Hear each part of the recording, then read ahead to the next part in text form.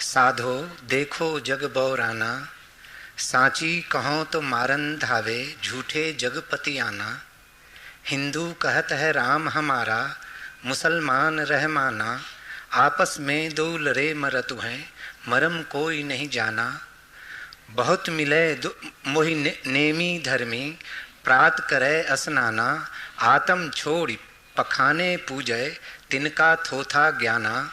आसन मारि डिम्ब धरी बैठे, मन में बहुत गुमाना। पीपर पाथर पूजन लागे, तीरथ वर्त भुलाना। माला पहरे टोपी पहरे, छाप तिलक अनुमाना। साखी शब्द गावत भूले, आत्म खबर न जाना। घर घर मंत्र जो देत फिरत है, माया के अभिमाना। गुरुवा सहित शिष्य सब बूढ़े, अंत काल पछताना। बहुतक देखे पीर औलिया, पढ़े किताब कुराना। करे मुरीद कबर बतलावे, उन्हू खुदा न जाना। हिंदू की दया मेहर तुर्कन की, दोनों घर से भागी। वह करे जीवह वा झटका मारे, आग दो घर लागी। या विधि हंसी चलत है हमको, आप कहावे स्याना। कहे कबीर सुनो भाई साधो, इनमें कौन दीवाना।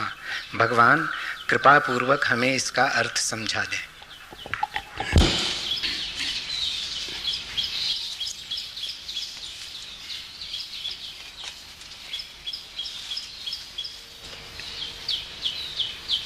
धर्म क्या है? शब्दों में, शास्त्रों में, क्रियाकांडों में, या तुम्हारी अंतरात्मा में, तुम में तुम्हारी चेतना की प्रज्वलित अग्नि में? धर्म कहाँ है?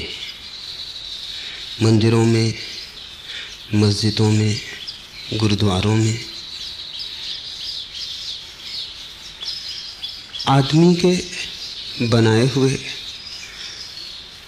मंदिर मस्जिदों में धर्म हो कैसे सकता है? धर्म तो वहाँ है जहाँ परमात्मा के हाथ की छाप है, और तुमसे ज्यादा उसके हाथ की छाप और कहाँ है?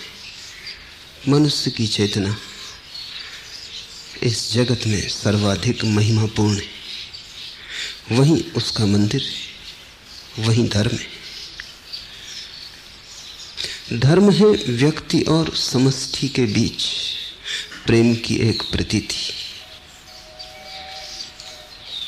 ऐसे प्रेम की जहां बूंद खो देती है अपने को सागर में और सागर हो जाती, जहां सागर खो देता है अपने को बूंद में और बूंद हो जाता है। व्यक्ति और समष्टि के बीच ध्यान का ऐसा क्षण जब दो नहीं बचते, एक ही शेष रह जाता है। प्रार्थना का एक ऐसा पल जहां व्यक्ति तो शून्य हो जाता है और समष्टि महाव्यक्तित्व की गरिमा से भर जाती। इसलिए तो हम उस क्षण को ईश्वर का साक्षात्कार, व्यक्ति तो मिट जाता है, समष्टि में व्यक्तित्व छा जाता है। सारी समष्टि एक महाव्यक्तित्व का रूप ले लेती है। धर्म व्यक्ति और समष्टि के बीच घटी एक अनूठी घटना है, लेकिन ध्यान रहे सदा व्यक्ति और समष्टि के बीच, व्यक्ति और समाज के बीच नहीं। और जिनको तुम धर्म कहते हो वे सभी व्यक्ति और समाज के संबंध हैं। अच्छा हो तुम उन्हें संप्रदाय कहो, धर्म नहीं। और संप्रदाय से धर्म का उतना ही संबंध है जितना जीवन का मुर्दा लाश से। कल तक कोई मित्र जीवित था, चलता था, उठता था, हंसता था, प्रफुल्लित होता था।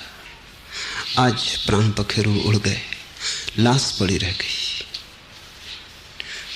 उस व्यक्ति की हंसी से, मुस्कुराहट से, गीत से, उस व्यक्ति के मनोभाव से, उस व्यक्ति के उठने बैठने चलने से, उस व्यक्ति के चैतन्य से इस लाश का क्या संबंध है?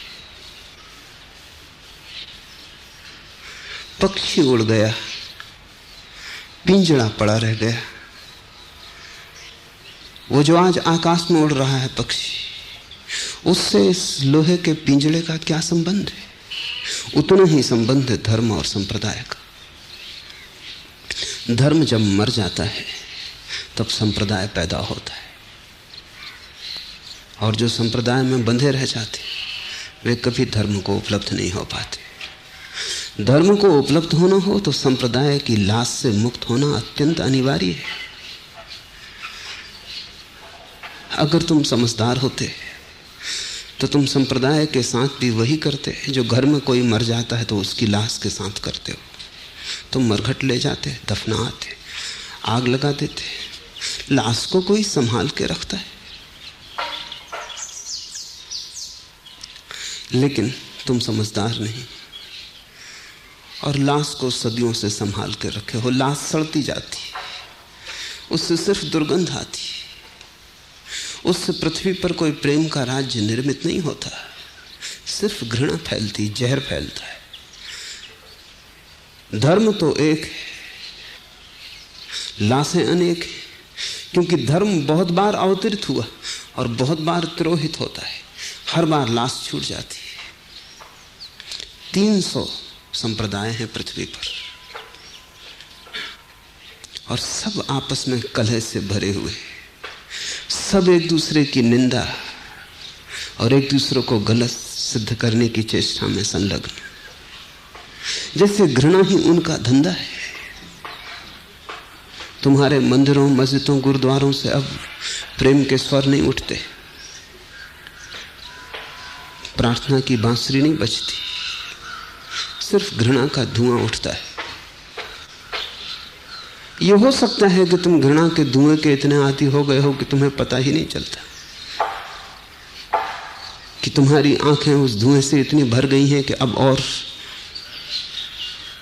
आंखों से आंसू नहीं गिरते, या तुम इतने अंधे हो गए हो कि आंख ही तुम्हारे पास नहीं कि जिससे आंसू गिर सके।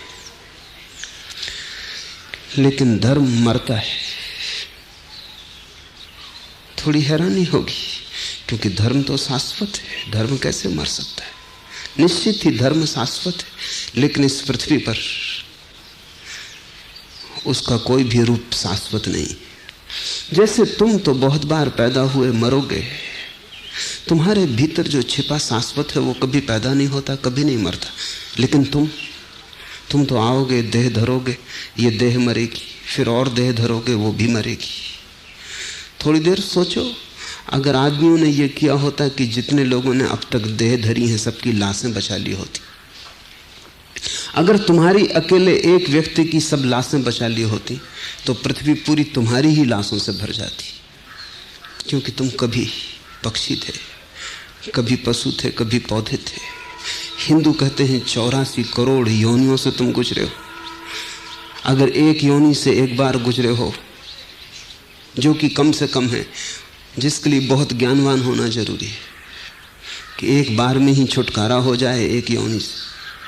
अगर हम न्यूनतम मान लें कि तुम एक योनि से एक बार गुजरे हो, तो तुम्हारी 84 करोड़ लाशें अगर संभाल के रखी जाती तो होती, जमीन भर जाती, पट जाती उनसे।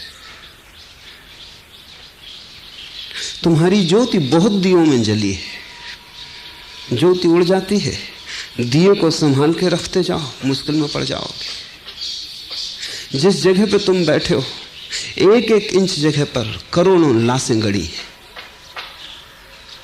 क्योंकि कितने लोग हैं, कितनी आत्माएं और कितने वर्तुल सबने लिए।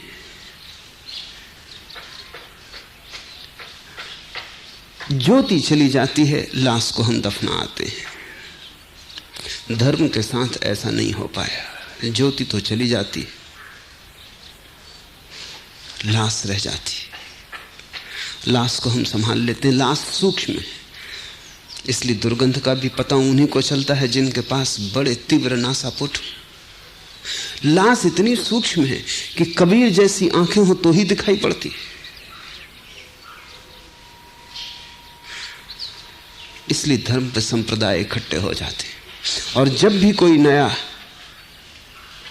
दिया आविर्भूत होता है सनातन की ज्योति को लेकर, तब मरे हुए सारे संप्रदाय उसके विरोध खड़े हो जाते, क्योंकि वो एक नया प्रतियोगी है और प्रतियोगी असाधारण है। उसके साथ जीता भी नहीं जा सकता, क्योंकि वो जीवित है, तुम मुर्दा हो। इसलिए सारे संप्रदाय धर्म के दिए को बुझाने में संलग्न रहते हैं। इसलिए तो महावीर पे पत्थर फेंके जाते हैं, बुद्ध का अपमान किया जाता है, जीसस को सूली दी जाती है, मंसूर की गर्दन काटी जाती है। वो जो प्रतिष्ठित संप्रदाय है, वो जब भी धर्म की ज्योति जगेगी तभी भयभीत हो जाते हैं। खतरा पैदा हुआ, क्योंकि ये एक ज्योति उन सबको मिटा देने के लिए काफी है।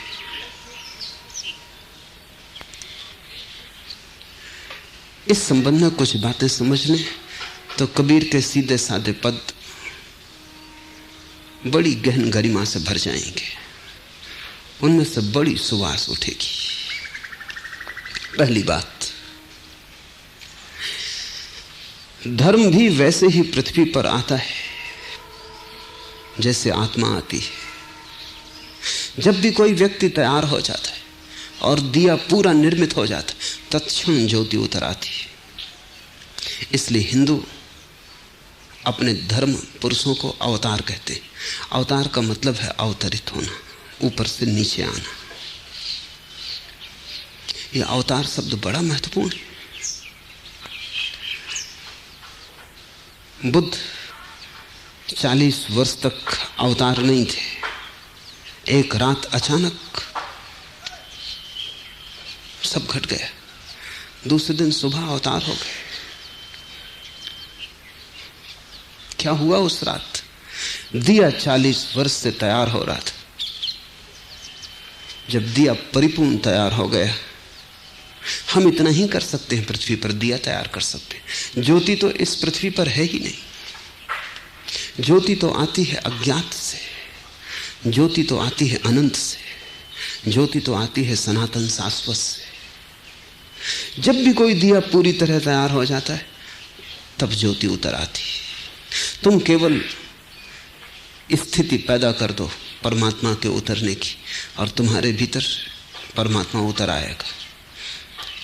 अवतरण का अर्थ है ऊपर से उतरता है धर्म। पृथ्वी पर हम दिए बनाते हैं, ज्योति ऊपर से आती है। फिर जब दिया टूट जाता है तो टूटे खंडहर को तुम बचा लेते हो, ज्योति तो फिर ऊपर चली जाती। जो ऊपर से आई थी वो तुम्हारे कारण नहीं आई थी, वो तुम्हारे कारण रह भी नहीं सकती। वो जिसके कारण आई थी वो दिया टूट गया, वो बुद्ध के साथ ही विलीन हो जाती। लेकिन बुद्ध के पद चिन्ह छूट जाते हैं रेत पर। उन्हीं पद चिन्हों की पूजा चलती है। कहां तो बुद्ध के चरण, कहां तो उन चरणों से बहती हुई अनंत धारा ऊर्जा की, कि जिनमें भी साहस था झुकने का वे झुके और सदा के लिए तृप्त हो गए। कि जिनमें भी हिम्मत थी बुद्ध के चरणों को छू लेने की, उन्होंने छुआ और जैसे पारस छू गया और लोहा सोना हो गया। कहां तो वे चरण और कहां फिर रेत पर सूखे हुए छोड़े हुए सूखे चिन्ह। फिर उन चिन्हों की पूजा चलती है, और उन चिन्हों की पूजा में भी अर्थ हो सकता है, लेकिन केवल उन्हीं को जिन्होंने बुद्ध के चरण देखे थे। इसलिए पहली पीढ़ी उन चरणों में भी बुद्ध के वास्तविक चरणों की भनक पाती। स्वाभाविक है, जिन्होंने असली चरण देखे थे, चरण चिन्हों को देखकर भी याद जगती है, याद का दिया जलता है। चरण चिन्हों को देखकर भी भीतर वे सब यादें हरी हो जाती हैं जो बुद्ध के चरणों के पास घटी थी। लेकिन दूसरी पीढ़ी जो सिर्फ कहानियां सुनेगी, उसके लिए चरण चिन्ह तो सिर्फ रेत पर चरण चिन्ह होंगे। उसके लिए बुद्ध के चरण चिन्हों में और बुद्धुओं के चरण चिन्हों में क्या फर्क होगा? कोई फर्क ना होगा। पहली पीढ़ी ने तो जीवंत घटना देखी थी। पहली पीढ़ी का तो अंतस्थल डोला था। पहली पीढ़ी ने तो नृत्य किया था अवतरित ऊर्जा के साथ। थोड़ी देर साथ चला था, थोड़ी देर का संग साथ हो गया था। और जैसे कोई फूलों की बगिया से गुजर जाए तो भी वस्त्र वास पकड़ लेते हैं फूलों की। ऐसे ही बुद्ध के पास रहकर पहली पीढ़ी ने तो थोड़ी सी बास पकड़ ली थी। लेकिन दूसरी पीढ़ी आएगी, दूसरी पीढ़ी के लिए तो बुद्ध के चरण चिन्ह कुछ भी अर्थ ना रखेंगे। अर्थ औपचारिक होगा, संप्रदाय औपचारिक है। पिता पूजते हैं, बेटा भी पूजेगा। पिता पूजते हैं तो बेटे को भी पुजवाएंगे। पिता जो करते हैं वो बेटे को भी करने के लिए बाध्य करेंगे। जो पिता ने अपने निर्णय से किया था वो बेटा पिता के निर्णय से करेगा। सब मर गया। पिता तो बुद्ध के पास गए थे, अपने बोध से खींचा था बुद्ध ने, इसलिए गए थे। भीतर कोई पुकार उठी थी, भीतर कोई आमंत्रण मिला था तो गए थे। बेटे पर आरोपण होगा, आमंत्रण नहीं। न तो बुद्ध है पुकारने को, न बेटे को बुद्ध का कोई पता है। कथाएं हैं, कहानियां हैं जिन पर बेटा भरोसा भी नहीं कर सकता, क्योंकि बातें ही कुछ ऐसी हैं कि जब तक जानो ना भरोसा नहीं होता। बेटे की मजबूरी है। जिसने जाना नहीं अवतरण को, जिसने देखी नहीं वो ज्योति जो आकाश से आती है, जिसने केवल पृथ्वी की ज्योतियां ही देखी हैं, उसके पास कोई उपाय भी तो नहीं कि भरोसा करे। संदेह स्वाभाविक है। उसके संदेह को पुरानी पीढ़ी दबाएगी। पुरानी पीढ़ी भी एक मुसीबत में है। उसने देखा है। और कौन बाप न चाहेगा कि उसका बेटा भी भागीदार हो जाए उस परम अनुभव में? कौन मां न चाहेगी कि उसका बेटा भी उस परम की दिशा में यात्रा पर निकल जाए? क्योंकि जो भी हमने जाना है, हम चाहते हैं हमारे परिजन भी जान लें। जो हमने पिया और तृप्त हुए, हम चाहते हैं हमारे परिजन क्यों प्यासे क्षुधातुर मरे। तो बाप की भी मजबूरी है कि वो चाहता है कि बेटे को दिखला दे। बेटे की मजबूरी है कि जो उसने देखा नहीं, जो निमंत्रण उसे नहीं मिला, वो उसे कैसे देख ले। इन दोनों के बीच संप्रदाय पैदा होता है। बाप थोपता है करुणा से, बेटा स्वीकार करता है भय से। बाप ताकतवर है जो कहता है मानना पड़ेगा, न मानो तो मुसीबत में डाल सकता है। बाप कहता है अपने प्रेम से, बेटा स्वीकार करता है अपनी निर्बलता से। इन दोनों के बीच में संप्रदाय पैदा होता है। पहली पीढ़ी के पास तो थोड़ी सी धुन होती, गीत तो बंद हो गया, प्रतिध्वनि गूंजती रहती। दूसरी पीढ़ी को ना गीत का पता है। जिसने गीत ही ना सुना हो उसे प्रतिध्वनि का कैसे पता चलेगा? जो मूल से ही चूक गया हो उसके लिए प्रतिलिपियां काम ना आएंगी। और कितना ही समझाओ, बात समझाने की नहीं। कबीर कहते हैं लिखा लिखी की है नहीं, देखा देखी बात।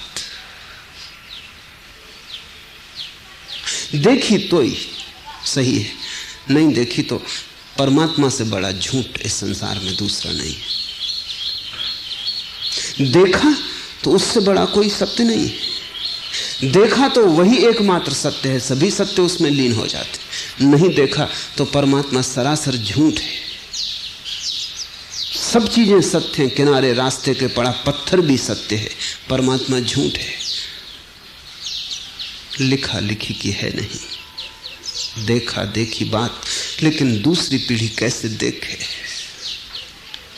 बाप ने देखी होगी, लेकिन जिसने देखी है, सिर्फ जिसने बुद्ध को देखा है, लेकिन जो बुद्ध नहीं हो गया वो केवल कहानियां कह सकता है, वो दिखा नहीं सकता।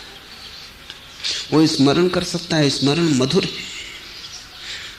बड़े रस सिक्त है, लेकिन उसके स्मरण बेटे के लिए क्या करेंगे? इसलिए तो हिंदुओं के पास किताबें हैं जिनका नाम है स्मृति, जिनका नाम है श्रुति। श्रुति का मतलब है सुना, किसी ने कहा। स्मृति का अर्थ है किसी की याददाश्त है, उसने बताया। इसलिए हिंदुओं के पास इतिहास नहीं है, पुराण है। पुराण का मतलब कि हमने एक ऐसी महिमा की घटना देखी है कि हम उसे सिद्ध भी करना चाहें दूसरी पीढ़ी को, तो हम इतिहास की तरह सिद्ध भी ना कर सकेंगे। क्या सिद्ध करोगे?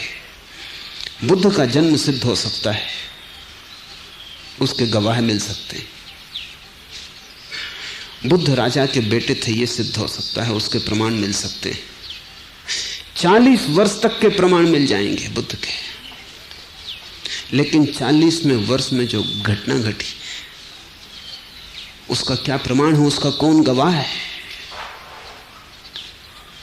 किस क्षण में गौतम सिद्धार्थ न रहा, गौतम बुद्ध हो गया, उस क्षण का कोई भी तो गवाह नहीं। उसको इतिहास कैसे बनाओगे जिसका कोई गवाह नहीं? इसलिए हम इतिहास कहते ही नहीं उसको, हम कहते हैं पुराण, हम कहते हैं कहानी। कहानी ही हाथ में रह जाती। पीढ़ी दर पीढ़ी हम उस कहानी को दोहराते हैं। जैसे जैसे बुद्ध से दूरी बढ़ती जाती है, वैसे वैसे हम कहानी को सही बताने के लिए अतिशयोक्तियों से भरने लगते हैं।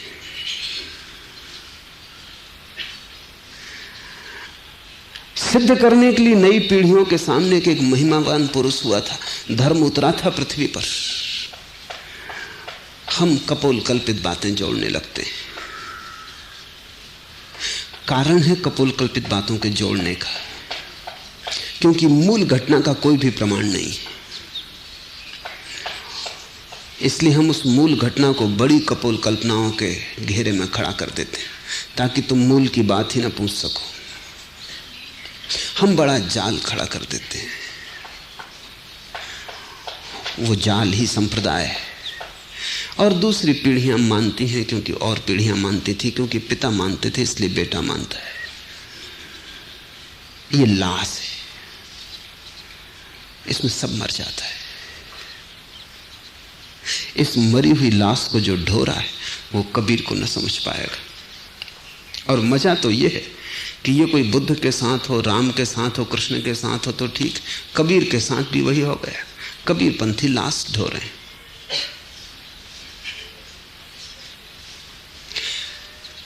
आज मैं तुमसे जो कह रहा हूं कल मेरे साथ भी यही हो जाएगा। तुम अपने बच्चों को जरूर कहना चाहोगे जो मैंने तुमसे कहा है। तुम बांटना चाहोगे। अभी 2 दिन पहले ही एक मित्र आए, पति पत्नी दोनों सन्यासी हैं। पत्नी को गर्भ है तो वो चाहते थे कि उनके गर्भ के बच्चे को अभी सन्यास दे दूं। बड़ा प्रेम है, बड़ा भाव है, लेकिन ऐसे ही तो संप्रदाय निर्मित होता है। वो गर्भ के बच्चे को तो पता ही नहीं, उसकी तो कोई स्वीकृति भी नहीं, वो तो अभी बेहोश है। उनके प्रेम को कोई दोष नहीं दे सकता। ये प्रीतिकर है कि पिता और मां सोचें कि उनका बच्चा भी संन्यास्त हो,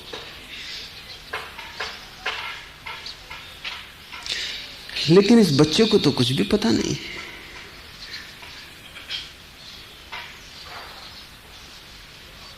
और अगर ये बच्चा सन्यासी बना दिया जाए तो आरोपण होगा। कल ये ढोएगा सन्यास को। तुमने तो अपनी प्रफुल्लता से लिया था, तुमने तो अपने आनंद से लिया था, तुमने तो किसी स्वाद से लिया था, तुमने तो निर्णय किया था, तुम्हारा तो ये संकल्प और समर्पण था। लेकिन इस बेटे पर तो आरोपण होगा। अगर ये छोड़ेगा तो अपराध अनुभव करेगा कि माँ पिता ने सन्यास दिलवाया और मैं छोड़ता हूं तो गिल्ट। अपराध पैदा होगा, अगर पालन करेगा तो झूठ होगा, क्योंकि मन में तो कोई भाव नहीं है। सांप्रदायिक व्यक्ति ऐसी ही दुविधा में फंसा होता है। अगर न माने न करे तो अपराध पकड़ता है, क्योंकि मैं धोखा दे रहा हूं पिता को, मां को, लंबी परंपरा को। न मालूम कितने लोगों ने आशाएं बांधी हैं, उस सबको मैं तोड़ रहा हूं, धोखा दे रहा हूं। तो अगर कोई अपने संप्रदाय को छोड़ दे तो ग्लानि होती है, मन अपराध से भरता है। अगर पकड़े रखे तो कोई आनंद नहीं आता, कोई नृत्य पैदा नहीं होता, बोझ की तरह ढोता है। सांप्रदायिक व्यक्ति बड़ी दुविधा में जीता है, मगर ये स्वाभाविक है। जिस दिन ये समझ लिया जाएगा पृथ्वी पर कि ये स्वाभाविक है, उसी दिन ये बंद हो जाएगा। और जो व्यवहार हम लाश के साथ करते हैं, वही व्यवहार हमें संप्रदाय के साथ करना चाहिए। बहुत प्रेम है, माना, बचाने का मन होता है, लेकिन पिता मर जाते हैं तो क्या करोगे? पति मर जाता है तो क्या करोगे? बेटा मर जाता है तो क्या करोगे? मन होता है कि छाती से लाश को चिपका ले, मगर कितनी देर चिपकाए रखोगे? अगर लाश को ज्यादा देर चिपकाया तो तुम भी लाश हो जाओगे, उसकी दुर्गंध तुम्हें भी दुर्गंध से भर देगी। आज नहीं कल अपने को समझा के लाश से छुटकारा लेना पड़ता है, पीड़ा होती। इतना रस था, इतना प्रेम था, इतना लगाव था, आज उसी को जलाने जाते हैं, लेकिन जाना ही पड़ता है। कष्ट से, दुख से, रोते हुए, जार जार संताप से, लेकिन जलाने जाना ही पड़ता है। जो लाश के साथ होता है वही धर्म के साथ होना चाहिए। जब धर्म मर जाए, रोते हुए जाओ, दुखी जाओ, लेकिन उसे विदा दे दो। और जब तक पृथ्वी पर लोग संप्रदायों को विदा नहीं देने की हिम्मत जुटाते, तब तक लाशें बढ़ती जाएंगी, दुर्गंध फैलती जाएगी। मंदिर, मस्जिद, चर्च मरघट हो गए, वहां बड़ी महिमावान पुरुषों की लाशें पड़ी हैं, ये बात सच, लेकिन लाश लाश है। दूसरी बात, जब भी धर्म का अवतरण होता है किसी व्यक्ति में, जब कोई व्यक्ति आधार बनता है धर्म की ज्योति को उतार लेने का, जब कोई व्यक्ति इतना सबल हो जाता है अपनी शांति में कि परमात्मा को उतरना पड़ता है उसमें, जब कोई इतना गहन हो जाता है अपने समर्पण में कि अनंत को आके छूना पड़ता है उसे, जब किसी की प्यास परम हो जाती है और जब किसी का रोआ रोआ उसके व्याकुलता से भर जाता है, तो उस पर वर्षा होती है परमात्मा की। जब ये घटना घटती है, तब ये घटना इतने गहन निबिड़ अंतस्थल में घटती है कि वहां शब्दों की कोई पहुंच नहीं, वहां भाषा का कोई स्थान नहीं, वहां कोई तरंग भी नहीं पहुंचती, वहां सब निस्तरंग है, वहां ज्योति अकंप जलती है। उस भीतर की घटना को जब बाहर बताने आना पड़ता है,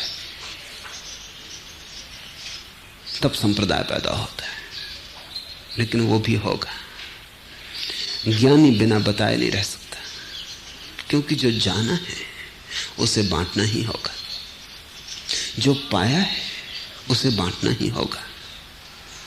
दुख का स्वभाव है कि तुम चाहो तो बचा सकते हो, आनंद का स्वभाव है कि तुम उसे बचा नहीं सकते, तुम्हें बांटना ही होगा। दुखी आदमी एक कोने में बैठ सकता है, आनंदित आदमी नहीं बैठ सकता। वो चाहेगा कि मित्रों को इकट्ठा कर ले, भोज दे दे, आज पूर्णिमा की रात है, तारों के नीचे नाच ले, जो उसे मिला है थोड़ा सा बांट दे। आनंद बंटना चाहता है, जैसे फूल जब सुगंध से भर जाता है तो खिल जाता है, सुवास लुट जाती। बादल जब जल से भर जाता है तो बरस जाता है। ऐसे ही जब आनंद की घटना भीतर घटती, उसे संभालना असंभव, उसे कभी कोई नहीं संभाल पाया। दुखी आदमी चुप हो जाए, एकांत में बैठ जाए, गुहा में छिप जाए। आनंदित आदमी कितनी ही बड़ी गुहा में बैठा हो, उतर के वापस संसार में आ जाता है। दुखी महावीर जंगल जाते, आनंदित महावीर बाजार में लौट आते। दुखी बुद्ध भाग जाते हैं महल से, आनंदित बुद्ध गांव गांव भटकते बांटने को। दुखी आदमी पलायन करता है। जब आनंद की घटना घटती है तो उतर आता है ठेठ वहां जहां भीड़ है, जहां लेने वाले हैं, जहां प्यासे लोग हैं, जहां पृथ्वी प्यास से तड़फ रही, वहां बादल बरसने को जाता है। पर कठिनाई भीतरी है। जो जाना है वो निशब्द में जाना है, कहना होगा शब्द में, क्योंकि सुनने वाले शब्द को समझ सकेंगे, निशब्द को नहीं। इसलिए कुरान, गीता, बाइबल, इंजील, तालमुद, अवेस्ता, इनका जन्म होता है। फिर लोग इन किताबों को ढोते रहते, फिर इन किताबों में खोजते रहते। इन किताबों में धर्म नहीं, ये किताबें धर्म से पैदा हुई हैं, मगर इन किताबों में धर्म नहीं है। और जिन्होंने समझा कि इन किताबों में ही है, वो भटक गए, उनको फिर कभी भी ना मिलेगा। ये किताबें तो इशारा हैं, ये तो मील के पत्थर हैं, ये तो कहती हैं और आगे। बस सब किताबें इतना ही कहती हैं, और आगे, यहां मत रुको, और आगे चलो, बढ़ो, और आगे। सब मील के पत्थर हैं जहां तीर लगा है, और आगे। कोई किताब मंजिल नहीं है, क्योंकि शब्द कैसे मंजिल हो सकता है? निशब्द मंजिल है, परम मौन मंजिल है। बड़ी अड़चन हो जाती है। जाना था निशब्द में, जाना जा सकता है केवल निशब्द में, बताया शब्द में। लोग शब्द को पकड़ लेते, उनकी भी कठिनाई है, जाहिर साफ है, क्योंकि जो उनको बताया गया वो पकड़ लेते हैं। और कठिनाई बड़ी सूक्ष्म और जटिल है। जब बुद्ध बोलते हैं तो शब्द में तो सत्य नहीं होता, लेकिन बुद्ध के ओंठों को छूकर जो शब्द निकलते हैं उनमें सत्य की झनकार होती। शब्द तो तुम जो उपयोग करते हो वही बुद्ध करते हैं, लेकिन शब्दों का गुणधर्म बदल जाता। जब बुद्ध बोलते हैं तो सिर्फ शब्द नहीं बोले जा रहे हैं, बुद्ध की आंखें भी कुछ कह रही हैं, बुद्ध के हाथ भी कुछ कह रहे हैं, बुद्ध का पूरा व्यक्तित्व कुछ कह रहा है। जब शब्द बुद्ध बोल रहे हैं तब शब्द तो सिर्फ एक छोटा अंश है, बुद्ध का पूरा होना उसमें समाविष्ट है। तो बुद्ध जब शब्द बोलते हैं तो निर्जीव शब्द भी जीवन की प्रतीति ले लेते हैं, साधारण से शब्द भी हीरों की चमक ले लेते हैं।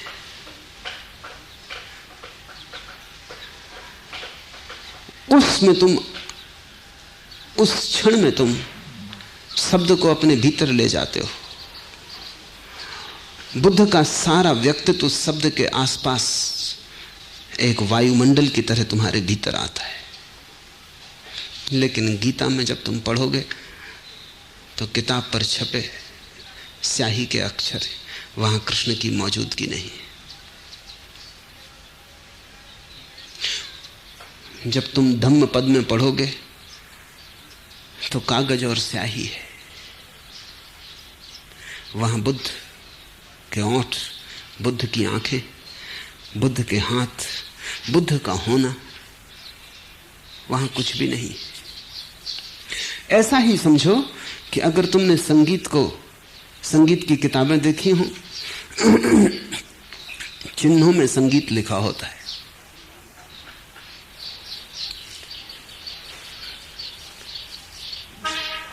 संगीत में और संगीत की किताब में जहां चिन्ह बने होते हैं संगीत के, उसमें जितना फर्क है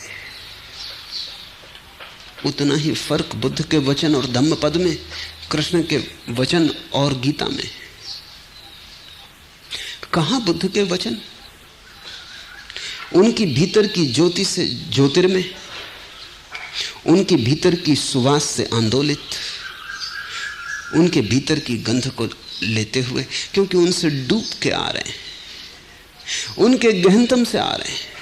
शब्द निशब्द को कह नहीं सकते, लेकिन निशब्द में से डूब के आए तो निशब्द की थोड़ी सी ध्वनि उन शब्दों में मौजूद होती। वही ध्वनि प्रभावित करती, शब्द प्रभावित नहीं करते। शब्द तो मैं भी वही बोल रहा हूं जो तुम बोलते हो। मेरे शब्दों के कारण तुम मेरे पास नहीं आ सकते, क्योंकि एक भी शब्द तो नया नहीं है जो तुम नहीं जानते। तुम मेरे पास किसी और कारण से हो। शब्द के पास पास कुछ और भी घट रहा है, शब्द के आसपास कुछ और भी घट रहा है। भला तुम उसे ठीक से समझ भी ना पाओ, लेकिन तुम्हारा हृदय उसे पहचानता है। भला तुम उसे पकड़ के मुट्ठी में बांध भी ना पाओ, किसी को बता भी ना पाओ, लेकिन कहीं अंतस्थल में कोई भनक पैदा होती और तुम जानते हो कि जो मैं कह रहा हूं वो शब्दों में ही नहीं है। वही तुम्हें छूता है, वही तुम्हें आंदोलित करता है। कई बार तुम्हें अड़चन होती होगी, तुम मेरे शब्द सुनते हो, ठीक वही शब्द तुम जाके दूसरे को कहते हो, तुम हैरान हो जाते हो कि वो तुमसे प्रभावित ही नहीं हो रहा। बात क्या है? यह भी हो सकता है तुम मेरे शब्दों को सुधार भी ले सकते हो, मुझसे भी अच्छा कर ले सकते हो, क्योंकि मैं कोई शब्दों में बहुत कुशल नहीं हूं। व्याकरण कोई ठिकाने की नहीं है। तुम उसे सुव्यवस्थित कर ले सकते हो, लेकिन तुम हैरान हो कि बात क्या है। वही मैं कह रहा हूं, शब्दों में कुछ भी नहीं है। शब्द तो निर्जीव है। जीवन तो तुम्हारे भीतर से डाला जाए तो ही डाला जाता है। बुद्ध से जो प्रभावित हुए उन्होंने शब्द संग्रहित कर लिए। स्वभावतः इतने बहुमूल्य शब्द बचाए जाने जरूरी है। फिर पीढ़ी दर पीढ़ी उन शब्दों का अनुस्मरण चलता है, पाठ चलता है। तुम भी थोड़े हैरान होगे कि कबीर के वचनों में ऐसा कुछ खास तो नहीं दिखाई पड़ता।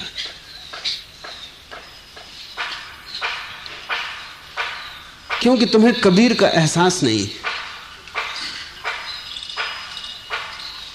बुद्ध के वचनों में भी तुम्हें कुछ खास ना दिखाई पड़ेगा। ऐसा क्या खास है? बड़े कवि हुए हैं, उनके वचनों में ज्यादा कुछ है। बड़े लेखक हैं, बड़े वक्ता हैं, उनकी बोलने की कुशलता। और न तो बुद्ध, न कबीर, न मोहम्मद कोई वक्ता है, न तो कोई लेखक है। भाषा की कुशलता है ही नहीं। फिर क्यों इतने लोग प्रभावित हुए? कैसे इतनी क्रांति घटित हुई? नहीं, कबीर नहीं है क्रांति के कारण, ये कबीर की भाषा भी नहीं है। कबीर के भीतर जो ज्योति आकाश से उतरी है, जो अवतरण हुआ है, वही सारा राज वहां है, सारी कुंजी वहां छिपी है जादू की, सारा चमत्कार वहां है। लेकिन वो तो खो जाता है कबीर के साथ। थोथे शब्द रह जाते हैं जैसी चली हुई कारतूस। चली हुई कारतूस को तुम संभाले रहते हो, तुम सोचते हो कितना बड़ा धड़ाका हुआ था। कारतूस तो वही है, संभाल लो। लेकिन चली हुई कारतूस को संभाल के भी क्या करोगे? कुरान, बाइबल, इंजील, तालमुद, अवेस्ता, धम्मपद, सब चली हुई कारतूस चल चुकी, धड़ाका हो चुका। अब तुम नाहक ढो रहे हो। अब इसके बल पे तुम किसी युद्ध में मत उतर जाना। ये चली हुई कारतूस अब किसी काम ना आएगी। इससे अड़चन होती, इससे बड़ी अड़चन होती। संप्रदाय शब्दों से घिर जाता है, धर्म निशब्द है। संप्रदाय शास्त्रों से घिर जाता है, धर्म का कोई शास्त्र नहीं। शून्य ही उसका शास्त्र है, मौन ही उसकी वाणी है। और तीसरी बात, जब कभी अवतरण होता है धर्म का, परमात्मा का, तो उस व्यक्ति के माध्यम से बहुत सी घटनाएं घटती। वो व्यक्ति बहुत तरह की विधियों का उपयोग करता है तुम्हें सहायता पहुंचाने को, तुम्हें मार्ग पर चलाने को। बुद्ध ने भिक्षुओं को पीत वस्त्र दिए। पीले वस्त्र प्रतीक है मृत्यु के। कबीर जो कह रहे हैं कि जीते जी जो मर जाए वही बचेगा। जैसे पीला हो जाता है पत्ता तो उसका अर्थ है कि मौत करीब आ रही, पत्ता मरने के करीब है।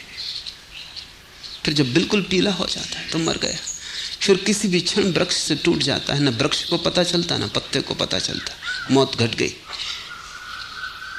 पीले पत्तों को देखकर बुद्ध को स्मरण आया, पीत वस्त्र उपयोगी होंगे, वो तुम्हें याददाश्त दिलाएंगे कि मर जाना है, कि इस जीवन में जीना नहीं है, मरकर जीना है। पीले पत्ते की तरह जीना है जो लटका अब गया, अब गया, अब गया। किसी भी क्षण हवा की जरा सी लहर और पीला पत्ता गया। ऐसे जीना है क्योंकि मौत किसी भी क्षण घट सकती है। मौत के प्रति जागे हुए जीना है, मौत को स्वीकार करके जीना है। इसलिए बुद्ध ने अपने भिक्षुओं को पीले वस्त्र दिए। भिक्षु अब भी पीले वस्त्र पहने हुए, लेकिन प्रतीक जड़ हो गया। अब उसमें कोई जीवन नहीं है। उन्हें कुछ पता भी नहीं कि क्यों पीले वस्त्र पहने हुए। मैंने तुम्हें गैरिक वस्त्र दिए। जैसे बुद्ध को पीला पत्ता मौत का सूचक मालूम पड़ता है, ऐसे ही दूसरे छोर से गैरिक रंग दो बातों का प्रतीक है। एक तरफ तो सुबह का उगता हुआ सूरज का रंग है, एक नए जीवन का आविर्भाव।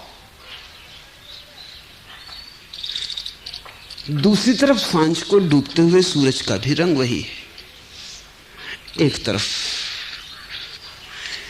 संसार की तरफ से मर जाना है, परमात्मा की तरफ जीना है। एक तरफ सुबह, एक तरफ सांझ, दोनों एक साथ।